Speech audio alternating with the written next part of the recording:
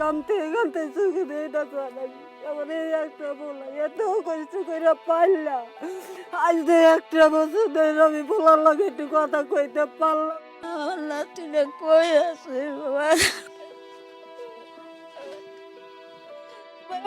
নাতি লেগে কানতে কানতে আমার চোখ বেঁচে গে বাবা আমার একটা নাতি এই নাতিটা। শরীয়তপুরের ১৯ এবং মাদারীপুরের ৫ জন, মোট ২৪ জন মানুষ নিখোঁজ গত বছরের মার্চ থেকে, যাদের সবার গন্তব্য ছিল ইতালি। নিখোঁজ সবগুলো পরিবারের সাথে কথা বলেছে টিম 360 ডিগ্রি।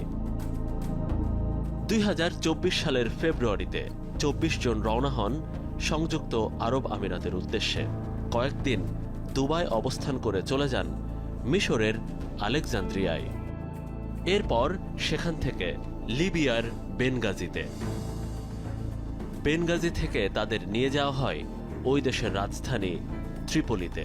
গত ২৩ মার্চ ২৪ জনই তাদের পরিবারের সাথে শেষ কথা বলেন।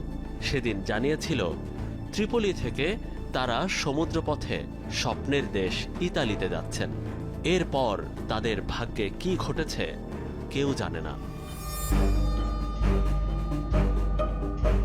প্রতি বছর এমন দৃশ্য নিয়মিত আসে বিশ্ব গণমাধ্যমে। উত্তাল ঢেউয়ে জীবন বাজি রেখে ভূমধ্যসাগর পাড়ি দিয়ে মানুষ যাচ্ছে ইউরোপে। জাতিসংঘের তথ্য বলছে গত বছরও পানিপথে ইতালি যাবার তালিকায় শীর্ষে বাংলাদেশ। ১৩,০০০-এরও বেশি মানুষ গেছেন লিবিয়া থেকে সমুদ্রপথে। আমরা এখন গেম করে আছি, এখানে আমরা সবাই রেডি হয়ে বসে আছি।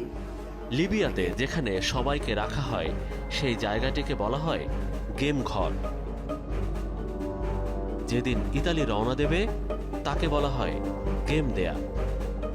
কেউ যদি মৃত্যুর স্বাদ জীবিত থাকতে গ্রহণ করতে চান তাহলে বাংলাদেশের ইটালি যাইবেন, তাহলে উপভোগ করতে পারবেন। আইয়েন না আমি যদি গেলে ঢুকতে পারি আপনার যত ক্ষয় খরচ আছে আমি দিন ভাই। আইয়েন না, আসবেন না।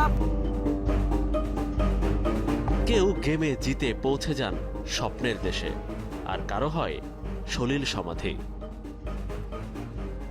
সেই গেম ঘর থেকে বাংলাদেশে ফিরে আসার সংখ্যা খুবই কম। তবে আমরা একজনকে খুঁজে পেয়েছি। ওখানে মারতে মারতে মানুষ ডাইরেক্ট মেরে ফেলায়, টাকা যারা না দিতে পারে 2 টাইম মারে।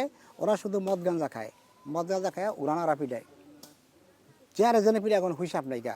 এরকম চোখের সামনে দেওয়া যেতেছে, হাত পা ভাঙ্গা লাইতেছে, কিডনি ভাঙ্গা লাইতেছে, পাড়ায় আন্ডি